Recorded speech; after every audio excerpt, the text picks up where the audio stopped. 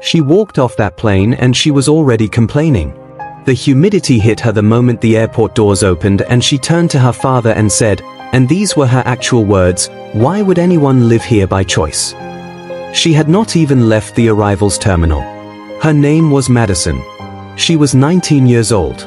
And she had never in her entire life been told no. Not in a way that actually stuck.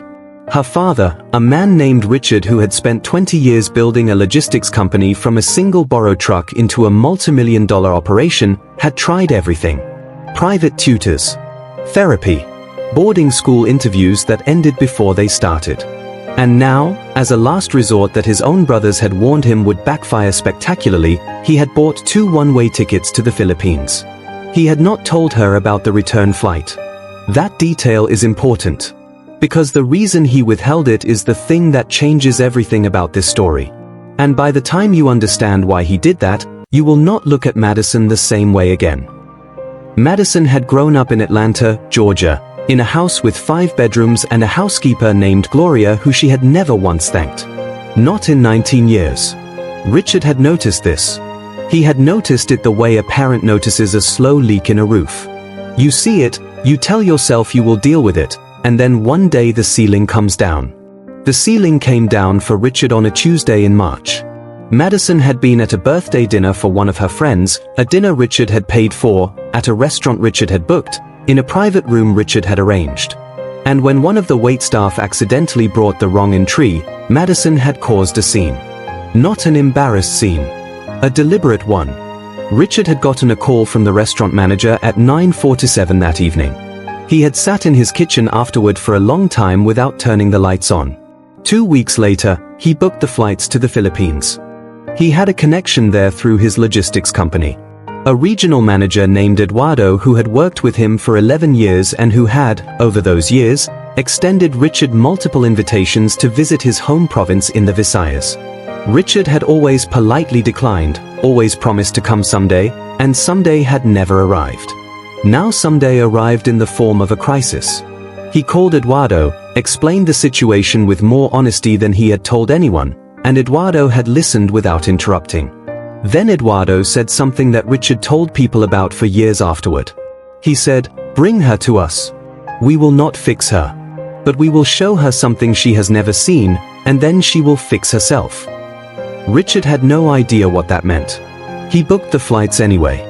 Madison's first 24 hours in the Philippines are, by her own account, not her finest.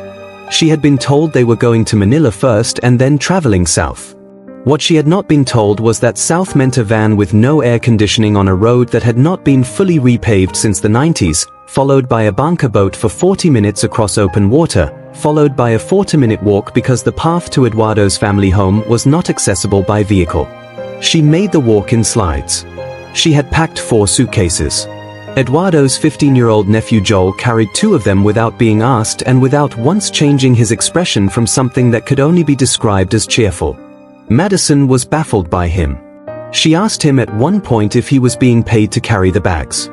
Joel laughed so hard he almost dropped one of the suitcases into the mud. Eduardo's family home was a structure Madison later described as smaller than her closet back in Atlanta. This was an exaggeration, but not a wild one. It was a modest concrete and bamboo house with 3 rooms, a kitchen that opened onto an outdoor cooking area, and a porch where the whole extended family seemed to gather at all hours for no particular reason. There were 17 people in and around that house when Richard and Madison arrived. And every single one of them came forward to welcome the visitors before they had finished getting the bags off their shoulders. There was food on the table before Madison had found somewhere to put her phone. Plates kept appearing. Eduardo's mother, a 72-year-old woman named Nani Coring who stood barely 5 feet tall, kept pointing at Madison's plate and saying kain pa, which Eduardo translated as eat more, eat more. Madison did not know what to do with any of this. Nobody had ever treated her like this before. Not because no one in her life was kind, but because this was a different category of kindness. This was not politeness. This was not service. This was something she had no language for. And here is where the story starts to pull in a direction nobody saw coming. The second day, Richard woke up early and went with Eduardo to meet some of the people in the surrounding barangay, the small local community. Madison stayed behind, fully intending to spend the day on her phone. But the internet connection in the province was what she called criminally slow, and after an hour of frustration she wandered out to the porch. Joel was there, fixing a fishing net. He did not make her feel like she had to talk to him. He just kept working. Madison sat on the porch steps. After a while she asked what he was doing. He explained, and she said she had never seen an actual fishing net up close. Joel handed her one end without hesitation and started teaching her how to find and close the holes. They sat there for 2 hours. She did not check her phone once. That evening, the barangay held what Eduardo explained was a small community gathering, nothing planned for the visitors, just something that happened most nights when the weather was good. Families dragged chairs and plastic stools out to the open area between houses. Someone brought a guitar. Someone else brought food. Madison sat at the edge of it feeling completely out of place, watching people who by any material measure had almost nothing, laugh with a freedom she recognized she had never felt. A girl around her age named Marisol sat next to her and started asking her questions in confident, lightly accented English. What is Atlanta like? Do you like music? Have you tried balut yet? Madison had not tried balut yet and was not sure she wanted to. Marisol thought this was very funny. They talked for 3 hours. When Madison finally went inside that night, she lay on the thin mattress in the corner of the room she was sharing with 2 of Eduardo's younger sisters, and she stared at the ceiling for a long time. She was trying to figure out what it was that these people had that she did not. And then she thought something that she would later describe as the first honest thought she had had in years. She thought, I am the one who is poor. She did not tell anyone this that night. She needed to sit with it. But something had cracked open and it did not close again. Day 3 is the day Richard still tears up when he talks about. Eduardo had arranged for Madison to spend the morning with Nanay Coring, who was helping prepare food for a family in the barangay whose breadwinner had been sick for several weeks and could not work. No one had organized this. No one had sent an announcement. Nanay Coring had simply heard about the family's situation and started cooking. 2 of her neighbors came over to help without being asked. It was the most natural thing in the world to all of them. Madison stood in the outdoor kitchen watching these women, who were not wealthy by anyone's definition, prepare a full meal to carry across the barangay to people they were not related to. She asked Eduardo's aunt, who was one of the women helping, why they were doing it. The aunt looked at her like the question did not entirely make sense. She said, because they need it. 3 words. Madison could not stop thinking about them. Because they need it. In 19 years of having everything, she could not remember the last time she had done something purely because someone needed it. Not as a gesture. Not as a post. Just because the need existed and she had the ability to meet it. That afternoon, Madison asked if she could help carry the food. This does not sound like much. But Richard, when Eduardo told him about it later that evening, had to step away from the conversation for a moment. Because in 19 years he had never, not once, seen his daughter volunteer for anything that was not somehow about her. The days that followed built on each other in ways that are difficult to compress without losing the texture of what happened. Madison went out on the fishing boat with Joel and 3 other young men from the barangay at 4 in the morning. She was seasick for the first hour. She stayed the entire trip. She helped gut fish when they returned. She did not complain. Back in Atlanta, she had once sent a full meal back at a restaurant because the garnish was touching the protein. She attended a fiesta in a neighboring barangay where the host family had clearly saved and prepared for weeks to feed hundreds of people they barely knew, because that is what you did during fiesta season in the Philippines.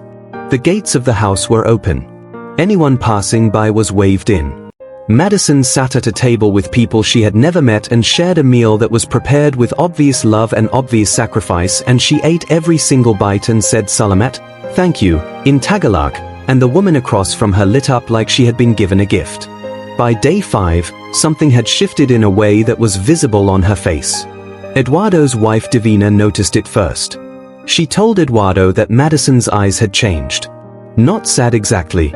More like awake. On the 6th evening, Richard and Madison sat alone on the porch after everyone else had gone to bed.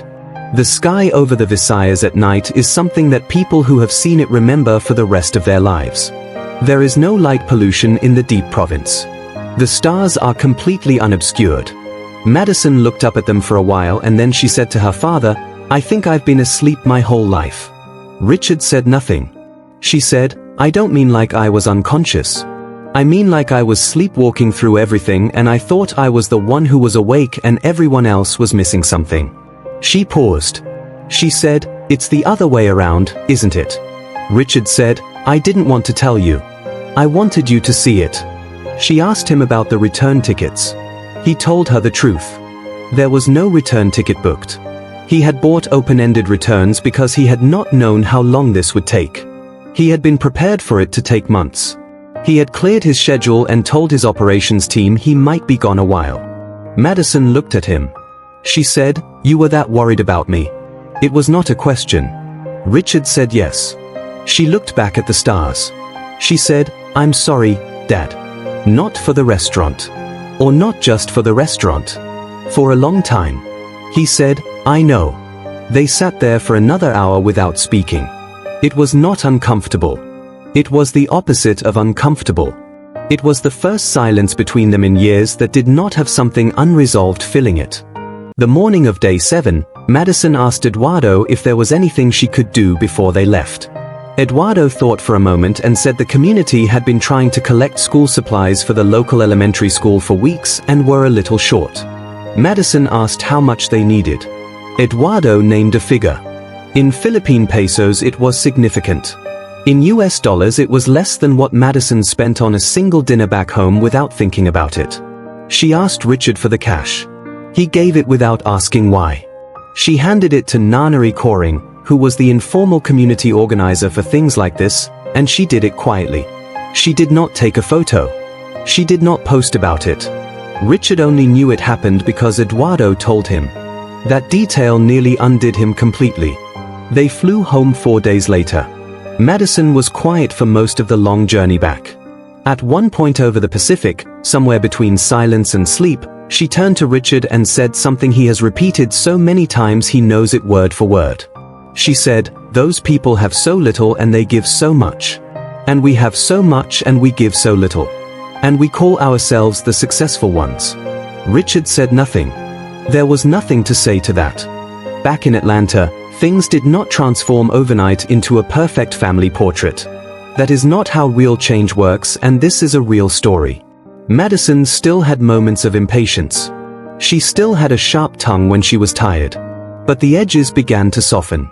She started noticing Gloria, the housekeeper, for the first time. Not in a dramatic way. Just noticing. She started asking her how she was. She learned that Gloria had 3 children and sent money home every month.